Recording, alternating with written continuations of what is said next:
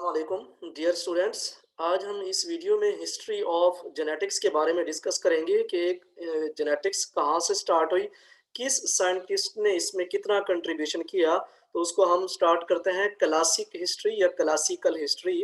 तकरीबन 6000 BC में old बेबीलियन थे जो सक्सेसिव जनरेशन कराते थे हॉर्सेस की, कि हॉर्स की डिफरेंट स्ट्रेन्स या डिफरेंट जो उनके पास कलर के या डिफरेंट नस्ल के उनके पास हॉर्सेस थे, उनको आपस में वो क्रॉस करवाते थे। फिर उससे मुख्तलिफ किस्म के हॉर्सेस प्रोड्यूस करवाते थे कि कोई लड़ने के लिए, कोई किस तरह से, कोई काम के लिए यूज होते थे। उसके बाद जो क्लासिक हिस्ट्री में आता है, एक हिस्ट्री में हमें मिलता है डेट पाम पोलिनेशन, के खजूर की जो पौधे हैं उनका मेल अलग होता है, फीमेल जो है सिस्टम वो अलग प्लांट पे होता है। तो उनके डिफरेंट प्लांट की वैरायटीज का डिफरेंट प्लांट की वैरायटीज के साथ क्रॉस करवा के उससे मुख्तलिफ और जो डिजायर्ड होती थी डेट पाम खजूरें वगैरह वो लेते थे। तो ये भी इस तरह एक हिस्ट्री में मिलता है कि जो बनी नौ इंसान है ये शुरू से ही ये इस तरह के काम करता आ रहा है कि डेट एक हॉर्सेस के ऊपर हमें हिस्ट्री मिलती है, दूसरा हमें डेट पाम पोलिनेशन के ऊपर इनकी हिस्ट्री मिलती है। चाइनीज राइस के जो चाइना में है साइंटिस्ट आजकल भी और बहुत पहले भी जो क्लासिक हिस्ट्री में मिलते हैं, वो डिफरेंट वैरायटीज प्रोड्यूस करते थे राइस की। इवन के हर एरिया की अपनी ही वैरायटी होती थी और उससे आजकल मुख्तलिफ किस्म के हाइब्रिड भी प्रोड्यूस कर रहे हैं। सबसे ज़्यादा पैदावार चाइना में ही हाइब्रिड से ले रहे हैं। ये एक क्लासिक हिस्ट्री थी जेनेटिक्स की, कि जिस तरह वो क्रॉस करवा के या डेट पाम से या चाइनीज राइस इस तरह के करते थे। अगर हम इसका ओवरव्यू लें जो हमें लिटरेचर में मिलता है, साइंटिस्ट ने क्या वर्क परफॉर्म किया जेनेटिक्स के पॉइंट ऑफ व्यू से, तो उसको भी हमने ओवरव्यू टू जेनेटिक हिस्ट्री में लेकर आए हैं।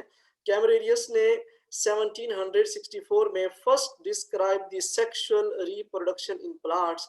यही साइंटिस्ट था, इसने हाइब्रिड भी प्रोड्यूस किया आर्टिफिशियली, खुद से क्रॉस करवा के। मतलब एक तो नेचुरली हो रहा है कि इमेस्कुलेशन, ये पोलिनेशन आर्टिफिशियली होती है, जो नेचुरली है वो खुद से ही पोलन विंड के थ्रू, वाटर के थ्रू, एयर के थ्रू मूव करके दूसरे प्लांट की तरफ जाता है, या उसी ही प्लांट के मुख्तलिफ फ्लावर्स के ऊपर जाता है, या विद इन फ्लावर जाता है। तो ये कैमरेरस फर्स्ट साइंटिस्ट था जिसने सेक्सुअल रिप्रोडक्शन मैकेनिज्म के बारे में बताया था प्लांट्स में। Produced first plant hybrid artificially, और इसने जो प्रोड्यूस किया पहला प्लांट हाइब्रिड। और कॉर्लिटूर ने also performed experiment on hybridisation. तो इस साइंटिस्ट ने हाइब्रिडाइजेशन के ऊपर भी एक्सपेरिमेंट परफॉर्म किया। शील्ड एंड शवान 1838 में recognise the cell as a unit of life. तो ये भी एक जेनेटिक्स में, क्योंकि जेनेटिक्स के अंदर जब हम डीएनए जीन वगैरह की स्टडी करते हैं तो उसमें हमें सेल के बारे में आइडिया होना चाहिए कि सेल क्या चीज़ है, इसके अंदर ऑर्गेनेलिज कौन सी हैं। तो शील्ड एंड शवान ने बहुत बड़ी पेशरफ्त की थी इसमें सेल थ्योरी पेश करने में। उन्होंने क्या कहा था कि cell as unit of life. Strasburger and Hertwig ने 1875 टू 1885 में found that single sperm is required to fertilise an egg. तो उन्होंने ये बताया था कि एक सिंगल स्पर्म रिक्वायर्ड होता है फर्टिलाइज, एक एग को फर्टिलाइज करने के लिए। तो ये भी एक जेनेटिक्स के पॉइंट ऑफ व्यू से बहुत बड़ी पेशरफ थी। He suspect that nucleus is the base of heredity. तो उन्होंने कहा कि पूरा सेल नहीं है हेरिडिटी मटेरियल, सेल के अंदर जो जेनेटिक मटेरियल है वो न्यूक्लियस के अंदर ही है। तो उन्होंने फर्स्ट टाइम कहा, उन्होंने एक किस्म का अपना तजिया पेश किया कि he suspect that nucleus is the base of heredity. अगर हम बात करें कि प्री मेंडेलियन थ्योरीज, या यूं समझ लें कि जो मॉडर्न जेनेटिक्स है, ये जो असल में रियल जेनेटिक्स है, उसके स्टार्ट होने से पहले जेनेटिक्स के बारे में कौन कौन सी थ्योरीज थी, तो उनको अगर हम देखें तो उनको हम कैटेगराइज करते हैं प्री मेंडेलियन थ्योरीज। क्योंकि मेंडल को हम फादर ऑफ जेनेटिक्स डिक्लेयर करते हैं कि वो तो फादर ऑफ जेनेटिक्स है, वहां से ही जेनेटिक्स की बेस शुरू हुई। तो प्री मेंडेलियन थ्योरीज में कि मेंडल से पहले, या जो जेनेटिक्स के बारे में लोग अपना एक नजरिया या एक अपनी थ्योरी पेश की थी साइंटिस्ट ने, उनको हम काउंट करते हैं। बेसिकली चार थ्योरीज हैं जो मशहूर मारूफ हैं। First of all pre formation and epigenetics theory, second number पे है inheritance of acquired traits, third number पे है pangenesis, Darwin theory and fourth number पे जर्म प्लाज्म थ्योरी। ये टोटल 4 थ्योरीज थी। तो इन चारों थ्योरीज के अंदर हर साइंटिस्ट ने अपना एक नजरिया पेश किया। तो हमने यहाँ उन सबको समराइज कर दिया कि बजाय इसके एक लेंथी चैप्टर पढ़ने के, तो यहाँ हमने ईयर और साइंटिस्ट और जो उन्होंने थ्योरी में एक खुलासा पेश किया समरी, तो हमने यहाँ बयान कर दी। तो क्या है कि preformation and epigenetics epigenesis theory को अगर हम इधर डिस्कस करें तो 1679 में स्वमदरम दाम ने और बुनेट ने, वोल्फ वॉन बियर ने, तो इन तीन साइंटिस्ट ने अपने डिफरेंट ईयर्स में हिस्ट्री में इन्होंने अपनी अपनी थ्योरीज पेश की थी। क्या कहा था जो सोमरदैम था, see a small humans in sperm named homunculus. तो उसने होमो जो इसने इसका इसका कहा था होमन क्यूलस या ह्यूमन क्यूलस, जो भी इसको रीड कर ले, homunculus organs only develop by growth of homunculus in sperms. तो उसने कहा कि जो एक स्मॉल ह्यूमन नजर आता है स्पर्म में, कि जो इंफॉर्मेशन स्पर्म के अंदर है वो पूरी बॉडी की, पूरे इंडिविजुअल्स की है, तो उसने उसको होमन होमन क्यूलस का नाम दिया। बुनेट ने क्या क्या कहा, इसने मेल को सपोर्ट किया जो सामरदैम था। बुनेट ने क्या, egg have germ for all future progeny name egg encapsulation और बॉक्स थ्योरी। तो उसने कहा जो एग है उसके अंदर सारी इंफॉर्मेशन है, जर्म के स्पर्म के अंदर नहीं है। तो जो जर्म जो एग है उसी के अंदर ही तमाम जर्म और जो फ्यूचर प्रोजनी है या जो भी है सारी चीजें जेनेटिकल इंफॉर्मेशन उसके अंदर मौजूद है। Egg have germ for all future progeny name egg encapsulation और बॉक्स थ्योरी। तो इसी तरह प्रीफॉर्मेशन एंड एपिजेनेसिस थ्योरी में वॉल्फ एंड वॉन बियर ने कहा reject preformation and give theory of epigenetics. तो इसने प्रीफॉर्मेशन थ्योरी को रिजेक्ट किया, इसने अपनी ही थ्योरी दी epigenetics. The process involves both male and female sex cells and a vital force is responsible for organ formation in the embryonic stage. तो इसने जो ऊपर दोनों थ्योरीज थी, होमनक्यूलस वाली भी और इनकैप्सुलेशन एग वाली भी, इनको रिजेक्ट करके इसने कहा कि दोनों ही मेल और फीमेल सेक्स सेल्स एक रोल प्ले करते हैं, कोई एक वाइटल फोर्स है जो ऑर्गन डेवलपमेंट पे रिस्पॉन्सिबल है एम्ब्रियोनिक स्टेज पर। तो ये इस तरह प्रीफॉर्मेशन एंड एपिजेनेसिस थ्योरी आपको अच्छी तरह ये समझ आ गई होगी। नेक्स्ट जाते हैं हम इनहेरिटेंस ऑफ एक्वायर्ड ट्रेड्स। तो ये 1744 टू 1829 तक ये लामार्क जो एक फ्रेंच बारिश था उसने पेश की। उसने क्या कहा, determine the determine the use के जो हमारे ऑर्गन या किसी भी इंडिविजुअल के ऑर्गन यूज होंगे या डिस यूज होंगे उसकी बेस पर उसने कहा था acquired character. Desire determine the use और disuse of body part by environment, कि इन्वायरमेंट के पॉइंट ऑफ व्यू से या खुराक के लिए यूज करने के लिए किसी तरह भी, विच इम्प्रिंट्स ऑन जर्मिनल मटेरियल, जो कि ये इफेक्ट करते हैं, इम्प्रिंट हो जाते हैं एक जेनेटिक मटेरियल जर्मिनल मटेरियल पर।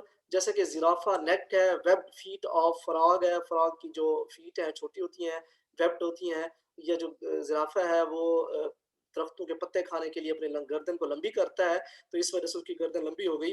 तो ये लामार्क ने दिया था इनहेरिटेंस ऑफ एक्वायर्ड ट्रेड्स है। ये प्री मेंडेलियन थ्योरी है कि जेनेटिक्स जो असल जेनेटिक्स है उसकी इब्तदा से पहले से। नेक्स्ट जो थर्ड नंबर थ्योरी है पेंजिनेसिस डार्विन थ्योरी, इसको पेंजिनेसिस कहते हैं। इसको चार्ल्स डार्विन ने पेश किया और गैल्टन ने भी 1822 टू 1911 में। Each body cell produce a rudimentary copy names pangenesis gemmule, के बॉडी का जो हर सेल है, हर बॉडी है जो वो अपना एक सेल प्रोड्यूस करती है जिसको रूडिमेंटरी कॉपी कहते हैं, अपने जैसा एक सेल जिसके अंदर इंफॉर्मेशन मौजूद होती है, और उसको उसने पेंजिनेसिस का नाम दिया gemmule. Which goes to germ cells by blood, जो कि ब्लड के थ्रू जर्म सेल्स में चली जाती है, देन ये एक जेनेटिक मटेरियल का रोल प्ले करती है, ये नेक्स्ट जनरेशन में ट्रेड ट्रांसफर होता है। गैल्टन ने भी यही कहा था, transfuse blood of black rabbit to white but find nothing. तो गैल्टन ने इसकी थ्योरी को रिजेक्ट कर दिया था कि ऐसा कुछ नहीं है कि अगर हम ब्लड जो है ब्लैक रैबिट का वाइट रैबिट में ट्रांसफर करें तो जो वाइट है वो उसको ब्लैक होना हो जाना चाहिए, कि अगर जर्मिनल सेल्स उसके अंदर मौजूद है। तो बट उसने कुछ नहीं पाया, तो इट मींस ये चार्ल्स डार्विन की थ्योरी ही रिजेक्ट हो गई थी।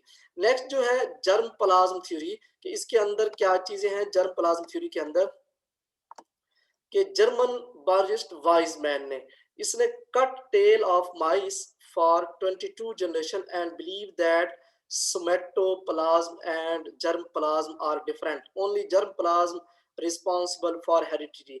तो उसने 22 जनरेशन तक माइस की दुम काट दी और उसके आगे जो बच्चे होते थे हर ऑफ स्प्रिंग में फिर दोबारा टेल प्रोड्यूस हो जाती थी। उसने कहा था मैं तो काट दिया है, फिर दोबारा हो जाती थी। तो लामार्क वाली भी, चार्ल्स वाली भी, जितनी भी पीछे सारी थ्योरीज थी वो रिजेक्ट हो गई।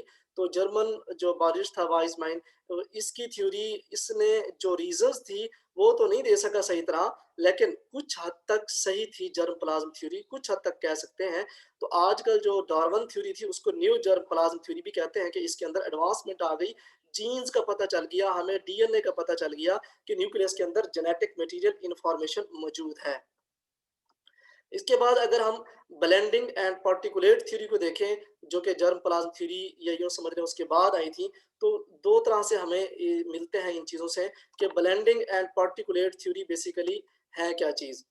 कि अगर how the traits can transfer को देखें हम, तो ब्लेंडिंग थ्योरी ऑफ इनहेरिटेंस को भी डिस्कस कर लेते हैं और पार्टिकुलेट थ्योरी ऑफ इनहेरिटेंस को कर लेते हैं कि व्हाट हैपेंड एक्चुअली, कि असल में होता क्या है। अगर ब्लेंडिंग थ्योरी ऑफ इनहेरिटेंस को करें कि offspring of two parents blend the traits of both parents, कि दोनों जो पेरेंट्स हैं उनका जो जेनेटिक मटेरियल है वो मिक्स मिक्स होता है और ऑफस्प्रिंग में ट्रांसफर होता है। अगर पार्टिकुलेट थ्योरी ऑफ इनहेरिटेंस की बात करें तो इसके अंदर 2 तरह के आते हैं। A plant with purple flower is crossed with another plant that has purple flower, कि पर्पल के साथ ही क्रॉस करवाएँ। Some of the offspring have white flower, तो उसमें से कुछ व्हाइट फ्लावर आ जाते थे। तो ये पार्टिकुलेट थ्योरी यहाँ फिट नहीं होती थी। Traits are inheritance particles, offspring receive particles from each parent. तो पार्टिकल थ्योरी में ये होता था कि कुछ पार्टिकल्स ट्रांसफर होते हैं। तो यहाँ पर्पल का जब पर्पल के साथ क्रॉस करवाया तो सारे के सारे पर्पल आने चाहिए, तो व्हाइट आ गया। तो इन सब की जो रीजंस थी, इन सब को जो सही किया आके Mendel set to find what happen, तो मेंडल नहीं आके किया। तो मेंडल की जो हिस्ट्री है, मेंडल के जो लॉ हैं, हमने ऑलरेडी डिस्कस कर लिए हैं और इसी ही चैनल पर अपलोडेड हैं। लेकिन ये मेंडल से कुछ पहले जो जेनेटिक्स के रिलेटेड कुछ थ्योरीज थी, हमने उनको डिस्कस कर लिया। तो ये प्री मेंडेलियन थ्योरीज थी। तो स्टूडेंट्स, उम्मीद है ये लेक्चर आपको अच्छी तरह समझ आ गया होगा। अगर आपका इसी लेक्चर के रिलेटेड कोई क्वेश्चन है तो आप कमेंट्स में पूछ सकते हैं। मिलते हैं नेक्स्ट वीडियो में, तब तक के लिए अल्लाह हाफिज़।